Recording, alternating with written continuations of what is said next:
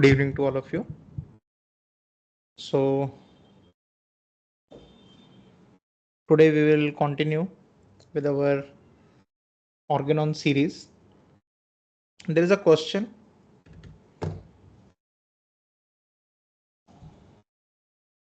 regarding the local diseases.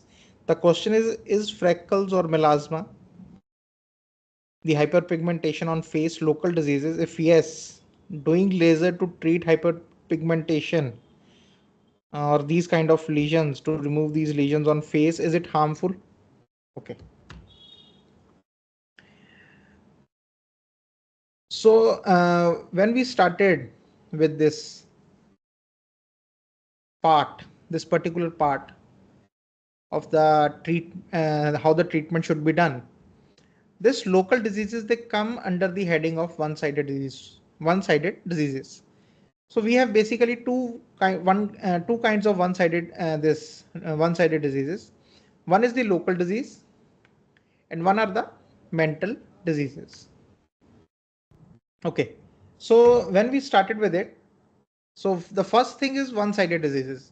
What are the one-sided diseases? Diseases where there is paucity of the symptoms, where we do not have much symptoms, where we do not have enough symptoms to prescribe on. We don't have much characteristics. We don't have such symptoms in the journals or in the peculiars where we can prescribe. There we say that the disease is a one-sided disease, where all the disease is basically concentrated on one organ of the body. So in that case, then there is a subdivision of that one-sided diseases, which is the local diseases, where the diseases are basically concentrated on the organ of skin. So coming to the question, if this kind of symptoms, for example, this melasma or this thing, it comes in this category where that there is no other symptoms in the body, no other characteristic of the disease, like for example, no other the symptoms of the gastric system, respiratory system, or you do not find the disease where it penetrates the other tissues or the organs of the body, then we can call it a local disease. Then that discoloration, then that melasma, then that kind of freckles, they are basically one-sided disease, a local disease. Although not troubling, although not giving any kind of much trouble, or they're not some kind of the things which are painful, or this thing, but still they are present, we can call them the local diseases. But if these kind of symptoms, they're coming up with other symptoms, for example, there are symptoms of liver, some problems with the liver, with the indigestion, with some kind of dyspepsia or something like this, then they can be associated with those kind of problems, or they can be part of the original sura which is running through the body, but then they will not be in the category of one-sided diseases. Although that is a local symptom, although that is a symptom of the skin, but we will not call it a local disease. We have to understand this difference.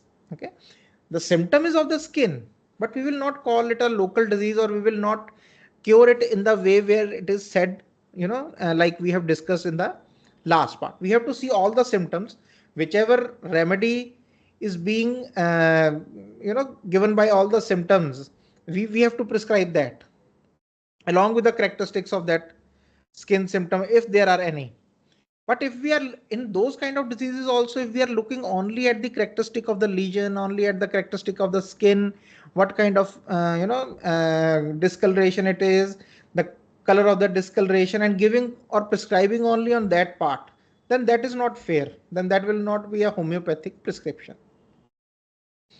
When Dr. Hahnemann has started with these aphorisms of one-sidedness, the first thing is that he said is that when the symptoms are not much, we only have one or two symptoms, and those are the only symptoms which basically tell us about the disease which is going on in the body, and we are kind of helpless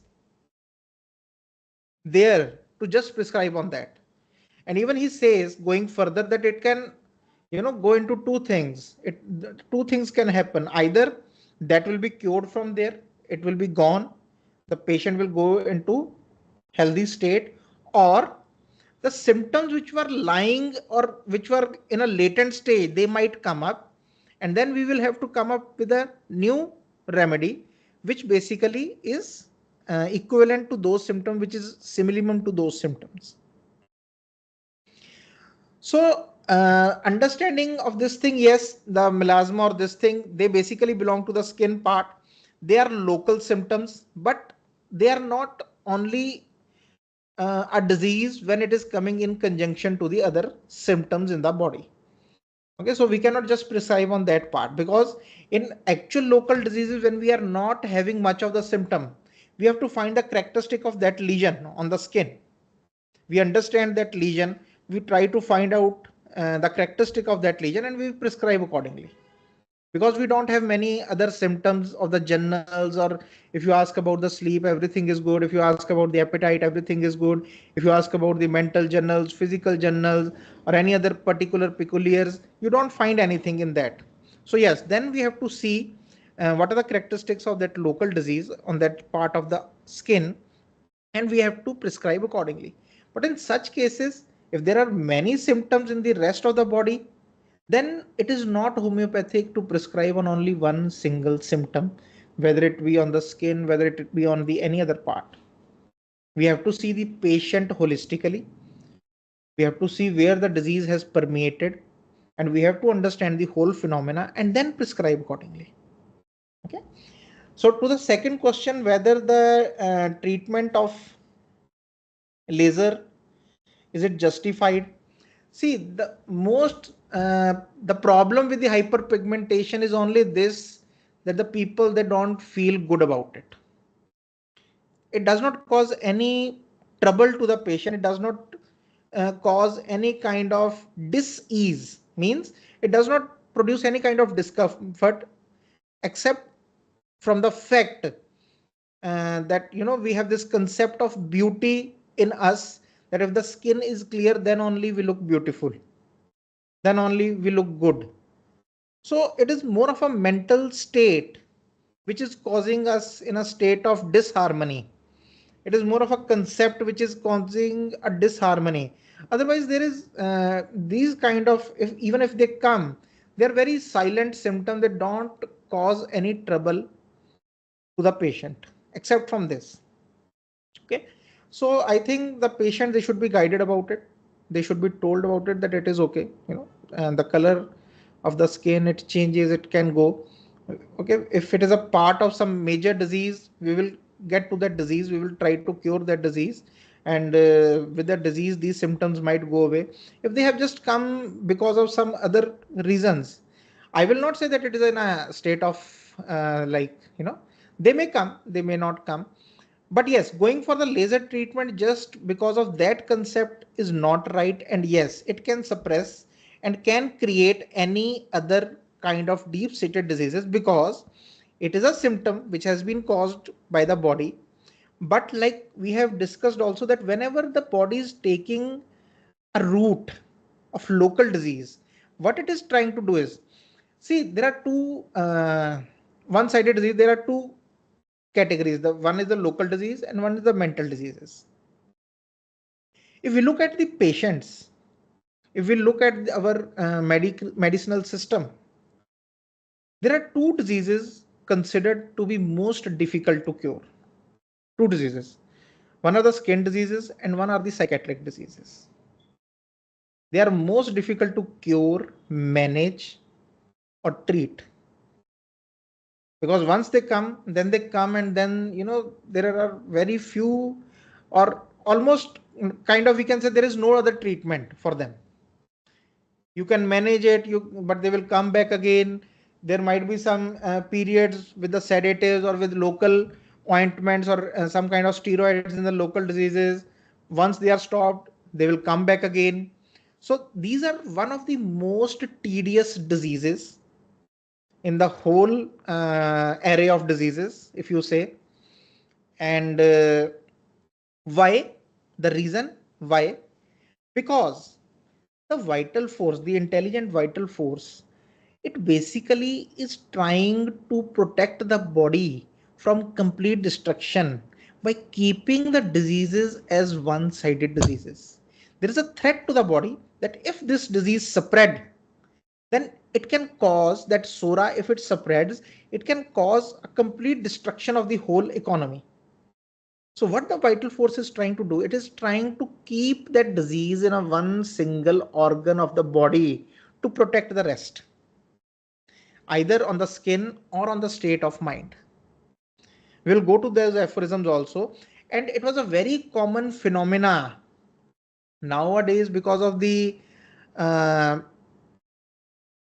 this some diseases, some equipments which have come in the medicinal field, that we don't see much of these kind of things happening.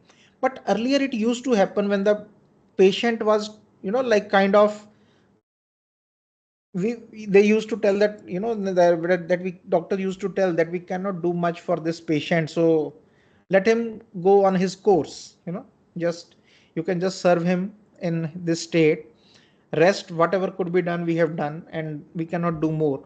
So there were many cases at that time that suddenly a life threatening disease, some, like for example, a woman is in a child in the labor, or she's just on the state of, kind of, that she might die or collapse or something.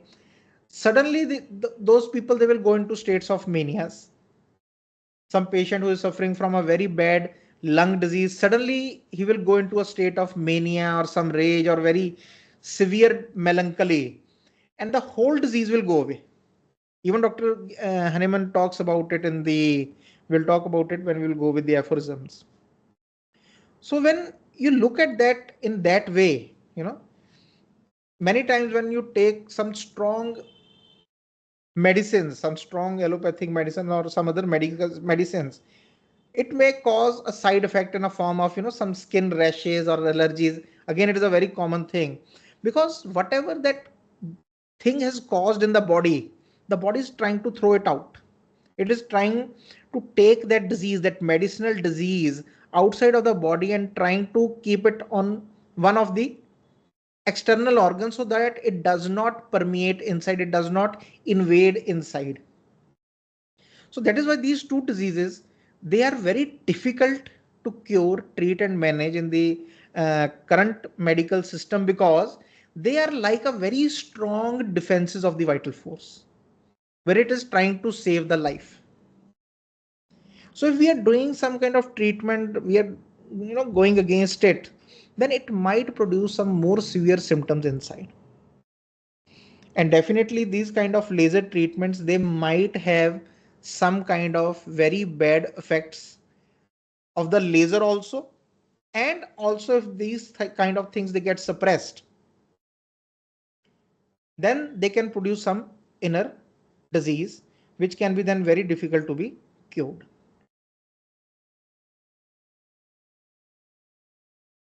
So we will start with our aphorisms. So we have done till aphorism 214. We'll start with aphorism 215. So till 214, we have discussed about the mind and the disposition, and that how and why they are important in our prescriptions. We'll start with the 215.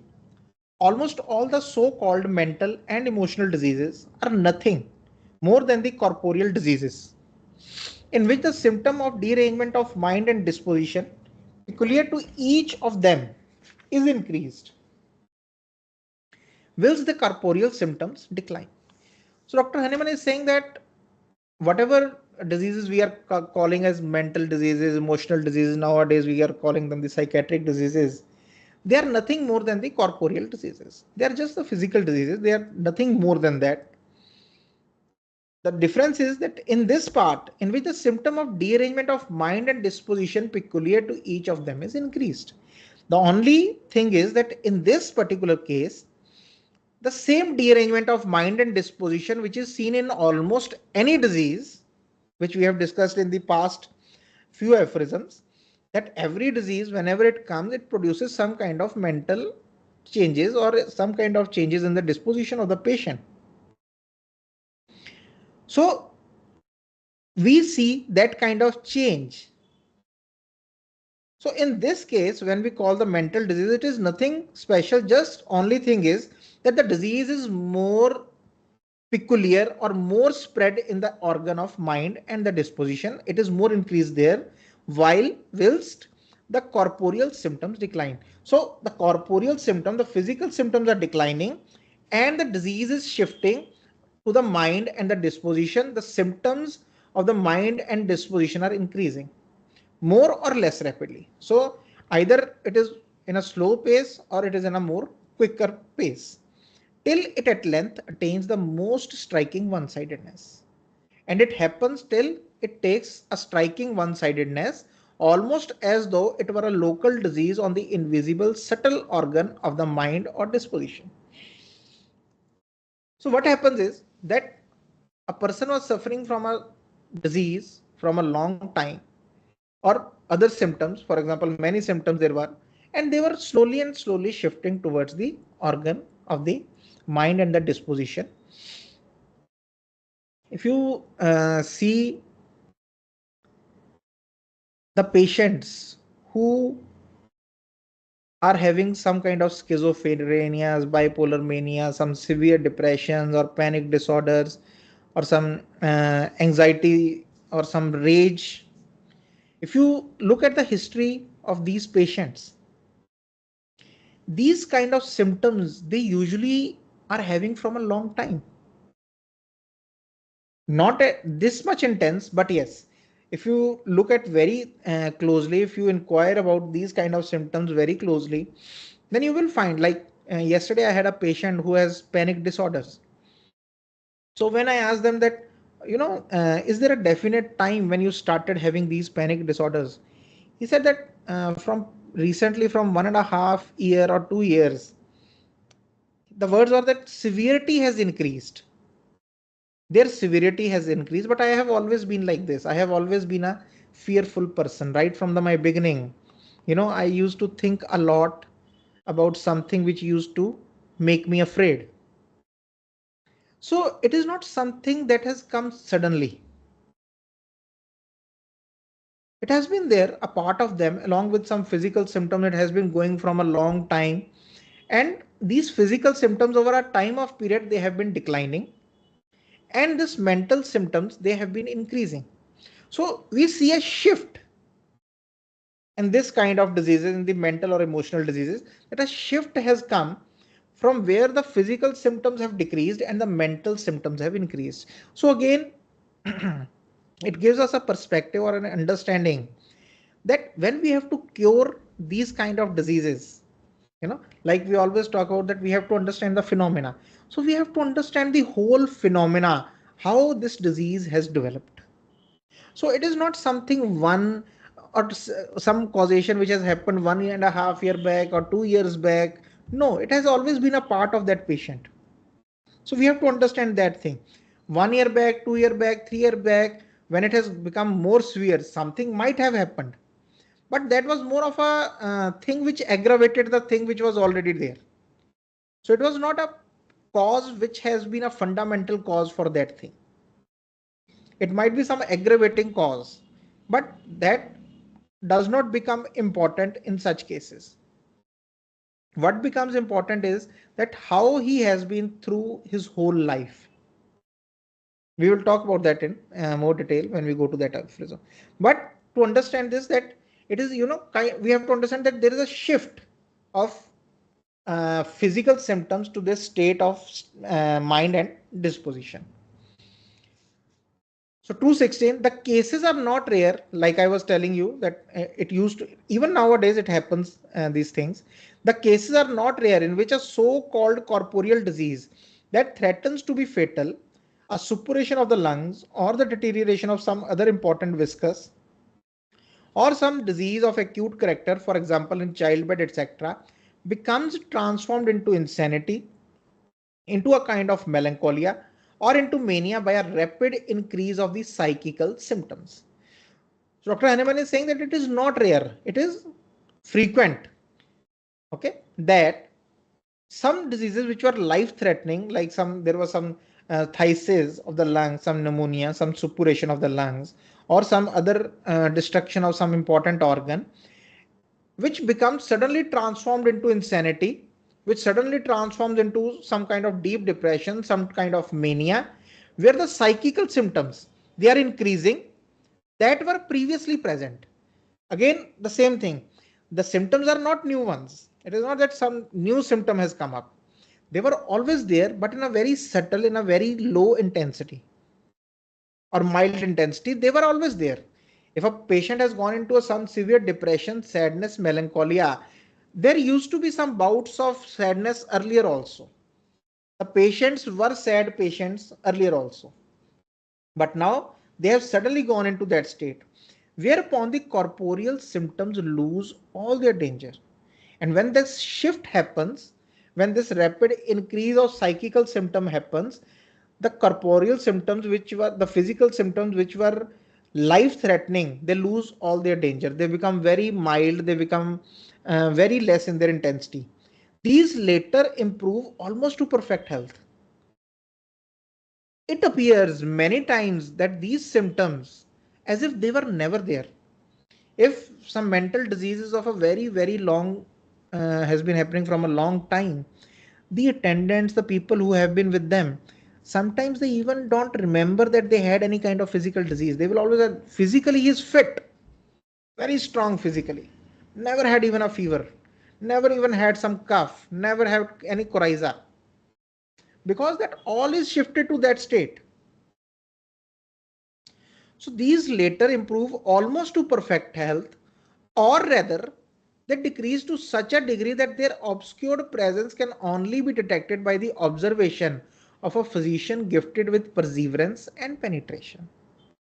Or they become obscure, or they decrease to such a degree that only a physician who is gifted with perseverance and penetration, who has a very strong observation, who has a grit that I need those symptoms, I need to ask about them, I need to find them, then that kind of physician can see that yes, these symptoms are still there to a very small degree, they have not completely gone, but they are still there.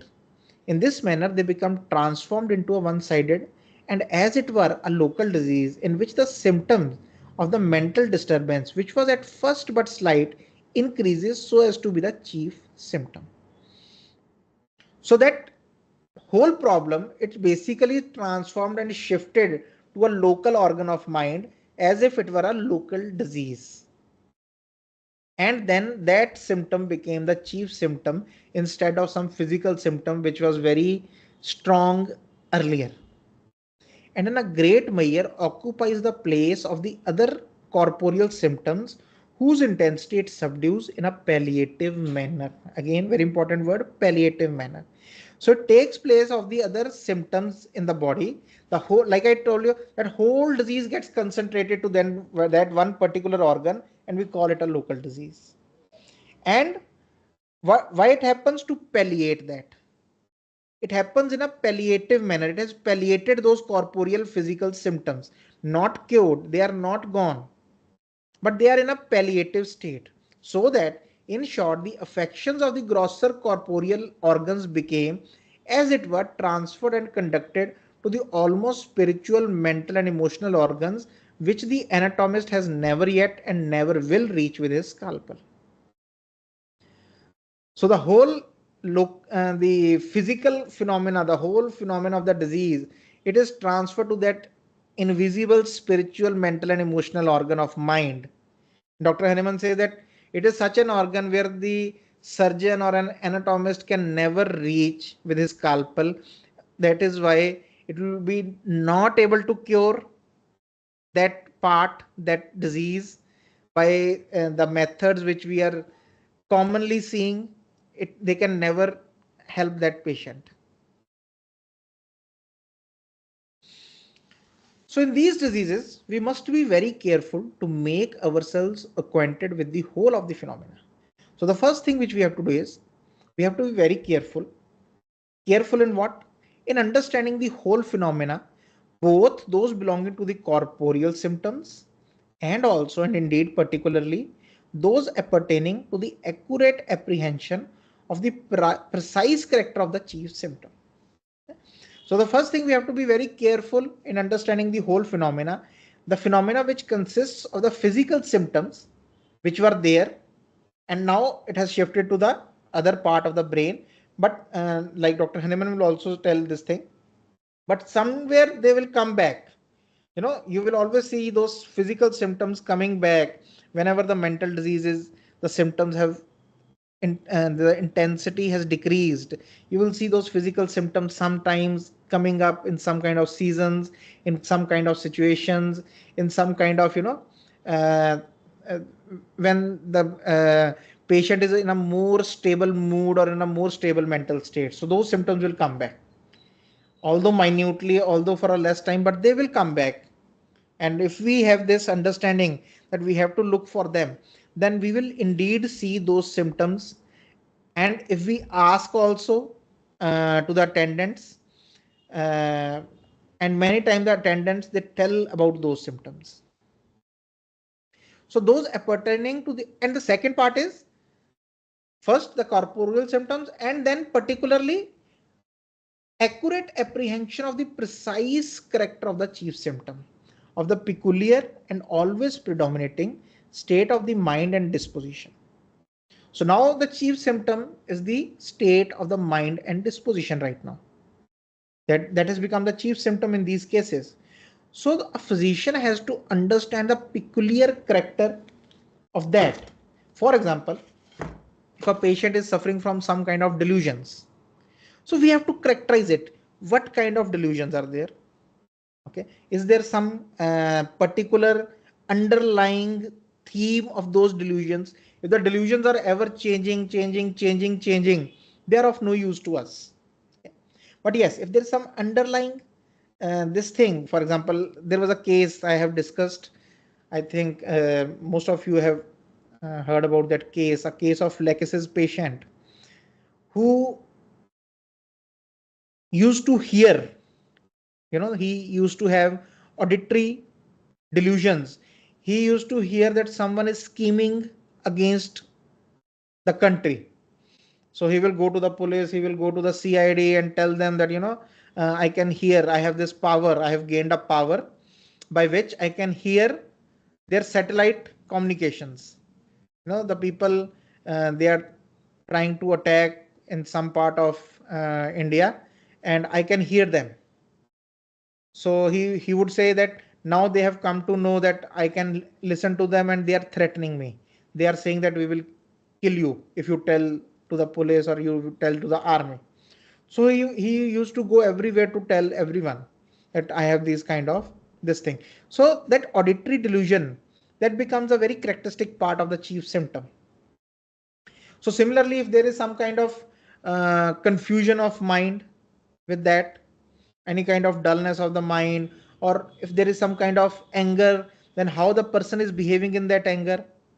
If a patient is suffering from some kind of panic attacks, then how is the usual mood with that kind of anxiety? Like one of my patients again, he used to have a very severe hypochondriasis, very severe.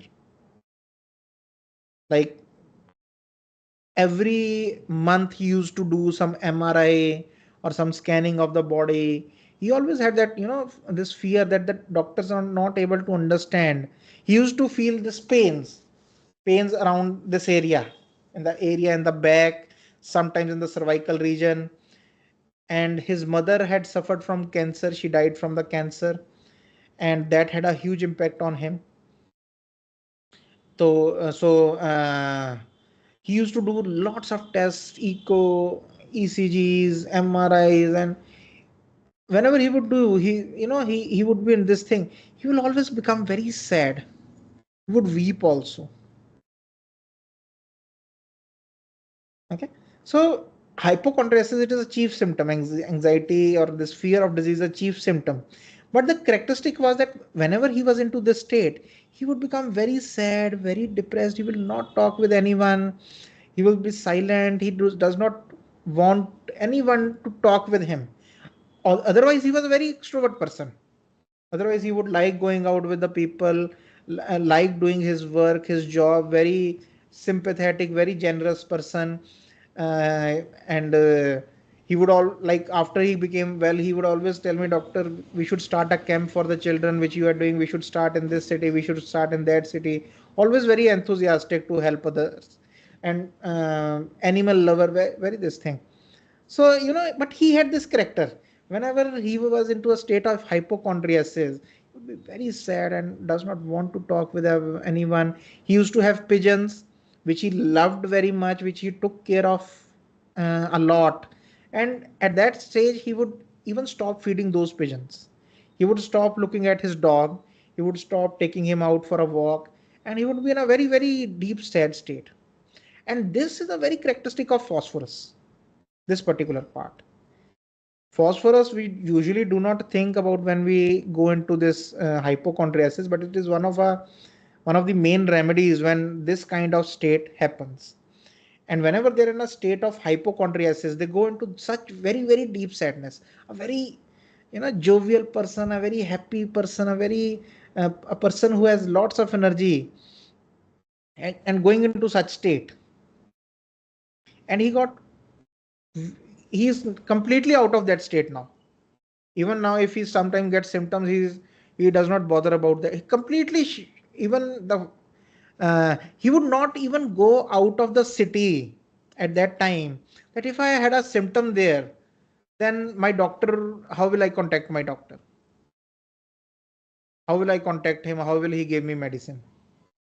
Because he was taking the homeopathic medicine. He had a belief in homeopathy and me. So he would say that, doctor gives the medicine from his clinic. It is not like allopathy that I can take it anywhere. So how he will give medicine?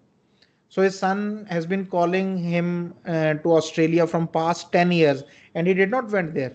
He did not went for his graduation. He did not went when he started his job, because he said that I cannot come. If I get sick, then who will give me the medicine? And recently, after getting better, he has gone 3 times to Australia. 3 times for 1 month, 1.5 month.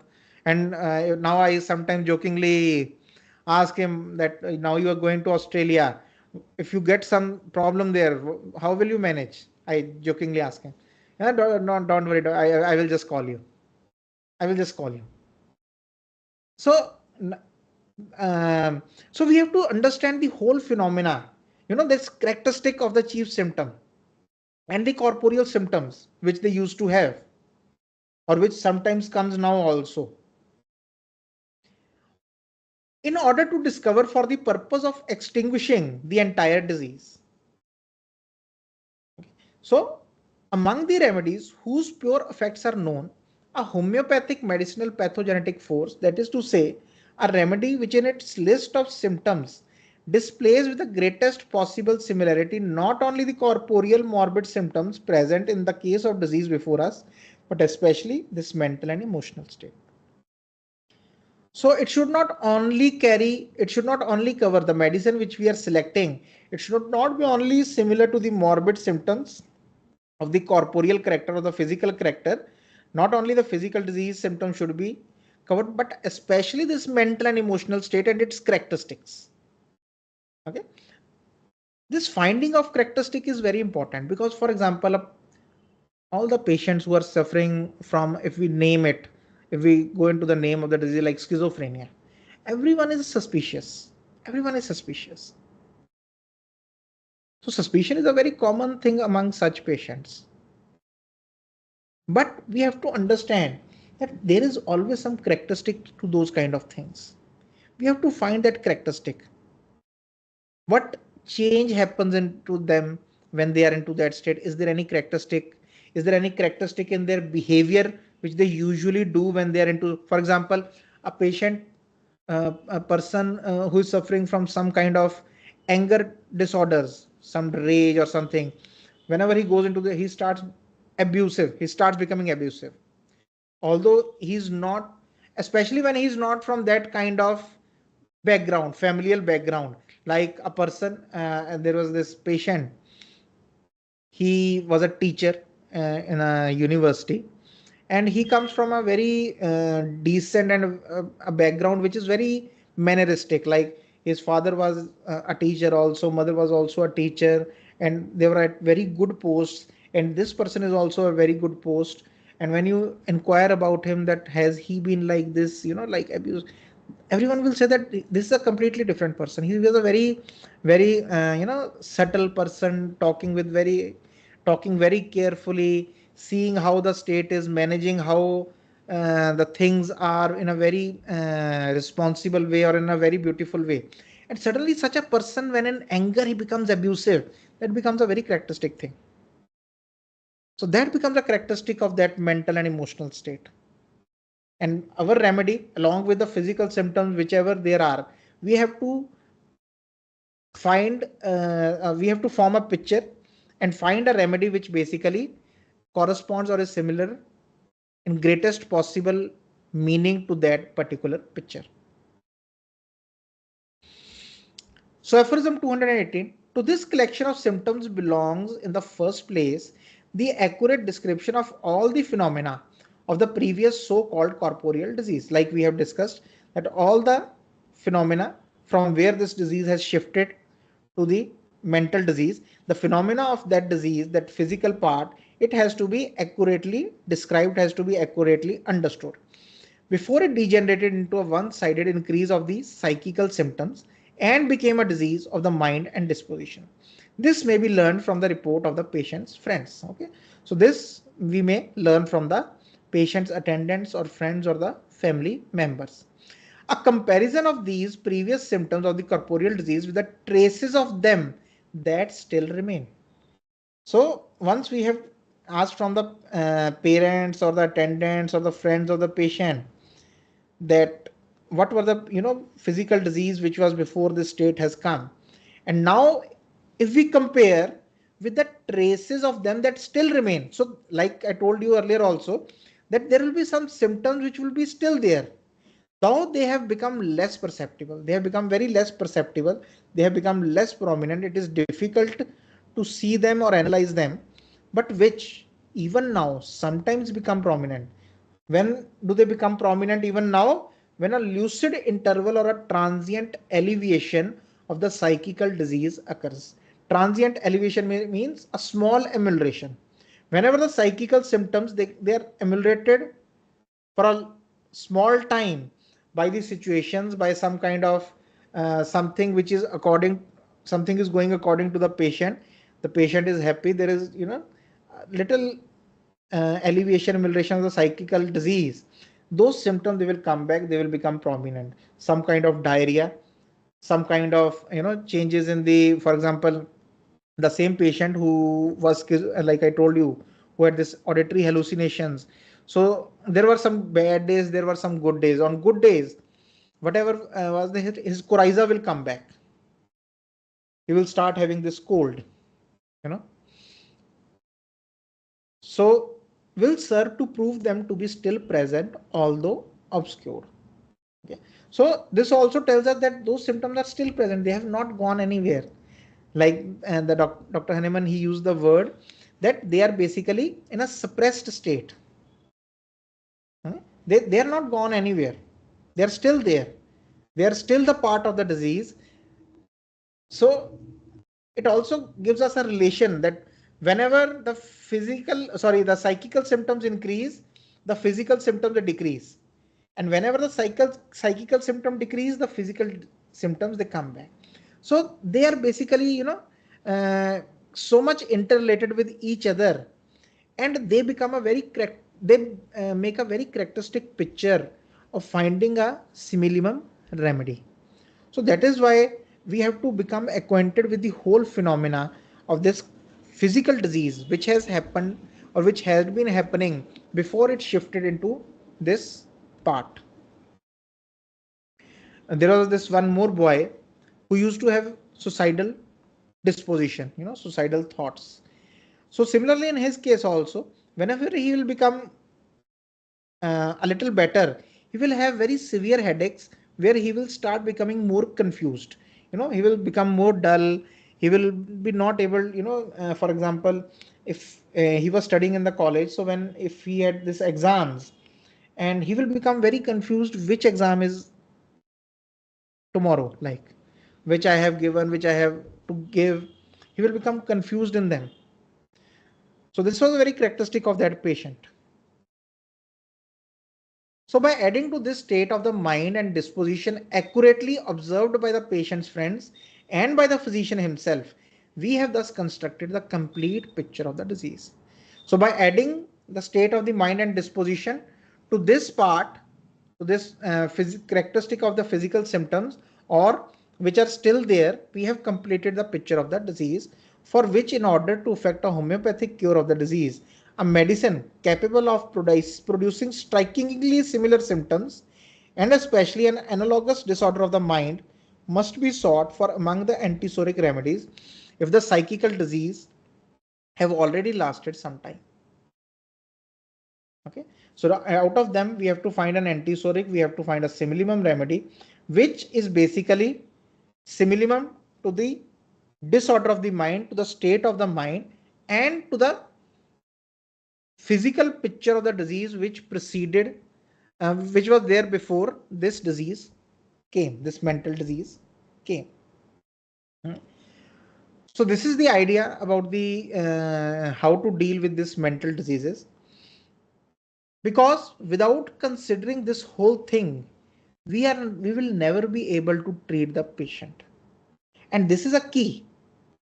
If we suddenly go and give stramonium, belladonna, and veratrum, and hyoscyamus, or these kind of remedies, we are just looking at the mental picture and ignoring the physical phenomena which had been running behind it. So that is why these kind of remedies, they don't give a permanent. They might again ameliorate certain symptoms. For example, you give stramonium, it will ameliorate certain symptoms of the patient. You give belladonna, it will decrease the anger for some time, but it will come back. So it again acts in a palliative manner, because we have not considered the thing which had been there before this disease has come up. And moreover, at least in understanding a general state of mind, when we look at a patient that okay, he's suffering from uh, some kind of sexual mania, erotomania, he's suffering from that, at least we can rule out the remedies which don't belong to that stage. So just the understanding of this thing, that what kind of a general state of mind is going on, like we were discussing last time also, that rule out basically happens when you know that what kind of general disposition is of the patient and what kind of the general disposition a remedy possesses. We have done that footnote to the aphorism that Nakswamika will never be uh, able to cure if the patient is of a yielding disposition. So whenever patient is yielding, we know that we have to rule out all the remedies which are predominantly obstinate. So similarly in this state also, when you see that a particular kind of mental state is there, we can rule out all the other remedies which do not have those kind of states commonly or generally. So if a patient is suffering from melancholia, at least we will have this thing that we should not give belladonna, stramonium, or veratrum in such cases, because they don't have this kind of state of the mind. Okay. So we will stop our lecture today here at Aphorism 220. I will again request you to go through this. These kind of diseases, homeopathy is the only answer in today's time. You all have experience in homeopathy, in the medicinal system. Many of you are doctors who have been practicing from long time. You have seen such cases, how they have been suffering from so long. And at least we know that there are no other medication, because the other medicines, they're not working in this way. They're not trying to go through the patient or understanding the patient in this way. So that is the first reason why those medicines, they don't have that power to cure the patient in a complete manner as it is meant to be, for a longer period, for a permanent period. Why these medicines, they are not able to help? They can help for some time, they can manage the patient, yes, they can help with that thing. But when our aim is to bring the patient back to health, then we should go with that mindset in such cases. So we have to go through these aphorisms because these kind of diseases are on the increase. The reason that the physical phenomena are being suppressed in a more rapid way by many kind of treatments which are going on nowadays. So we have a rise in these kind of diseases in recent times, and we have to understand that we are the ones that can help those patients. So we need to understand it in a more deeper way,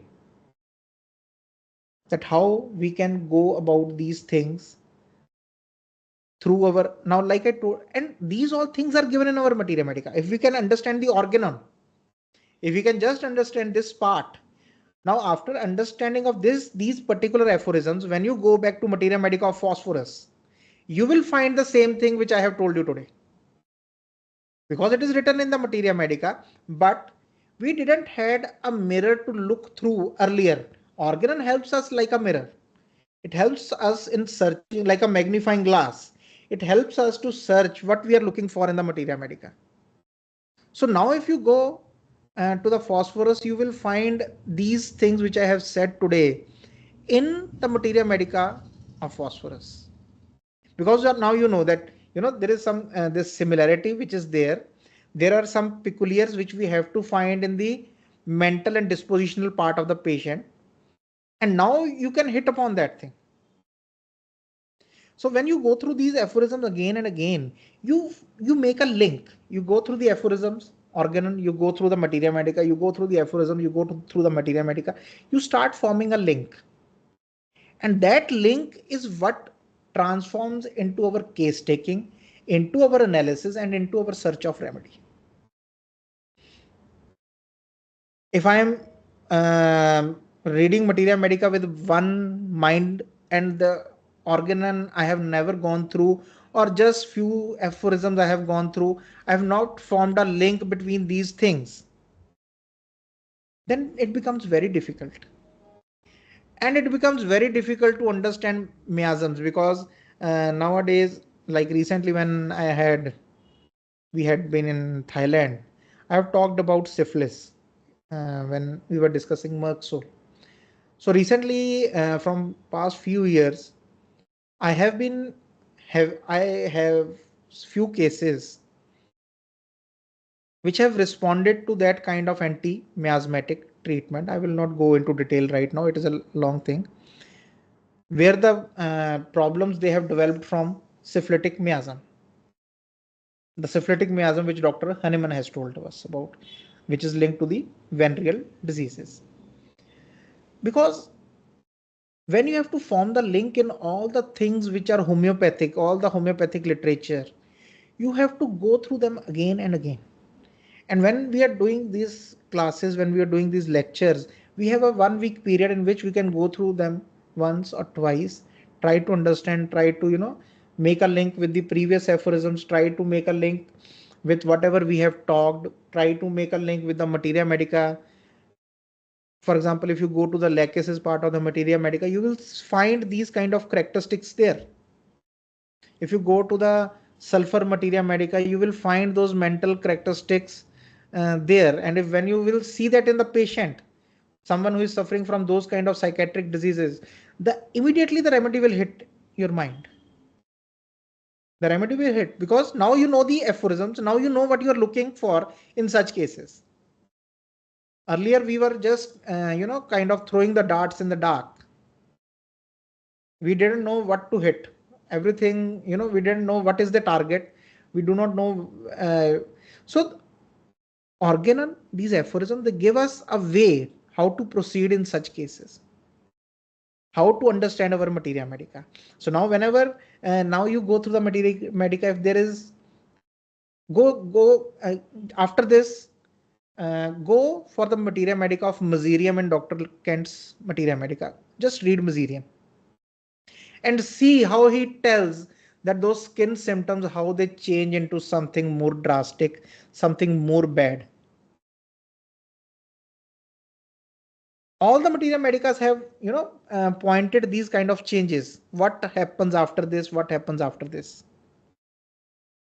We were not able to establish that link. Then if you go to the Mesotherium, you will start understanding that indifference part of the Mesotherium, how it is developed and how violent it is. So when, because like I have told you that you cannot memorize materia medica, it has to be understood.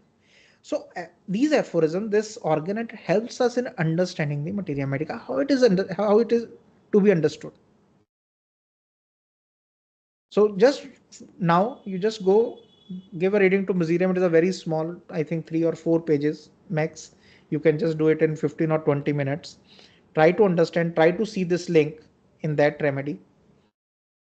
And then you can, make up your mind that, okay, if a patient comes with this kind of condition, who has come from this kind of state, Mesotherium is the remedy.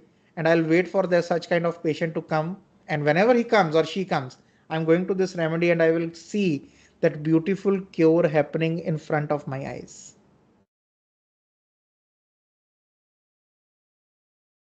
Okay. So first go read the Mesotherium, feel about how you have understood this thing, you know, keep that thing inside, think about it, and then you go back to those aphorisms and then read them again. And you will have a more clear picture about what we have talked today. So with that, good night to all of you and thank you very much.